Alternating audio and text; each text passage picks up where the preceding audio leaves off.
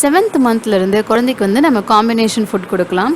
இது வரைக்கும் தனித்தனியாக கொடுத்துட்ருந்த ஃபுட்டை வந்து நம்ம இப்போ 1-2 சேர்த்து கம்பைன் பண்ணி கொடுக்க போகிறோம். அதில் ஒரு முக்கியமான ஃபஸ்ட்டு காம்பினேஷன் ஃபுட் வந்து ஆப்பிள் பியர்ஸ் தான்.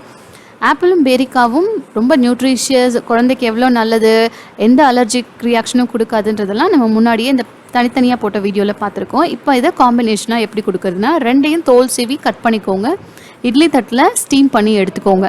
இப்படி தொட்டால் அது நல்லா மசிகிற மாதிரி ஸ்டீம் பண்ணி அதை எடுத்துட்டு மத்து வச்சு நல்லா மசிச்சு கொஞ்சம் வெதுப்பாக குழந்தைக்கு சர்வ் பண்ணுங்கள். நம்ம 6வது மாதத்தில் வந்து நல்ல ஸ்மூத் டெக்ஸ்டராக மசிச்சு கொடுத்துருப்போம்.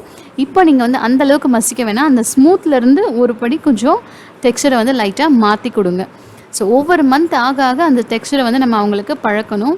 இந்த ஒரு காரணத்துக்காக தான் நம்ம மிக்சியில் அடிக்கிறது கிடையாது. ஸோ என்னோடய குழந்தைக்கு நான் வந்து இது வரைக்குமே மிக்சி யூஸ் பண்ணதே கிடையாது. 6 மாதத்துலேருந்து இப்போ வரைக்குமே மத்து வச்சு மசிச்சு கொடுக்கறது தான். So super delicious apple pears puree ready.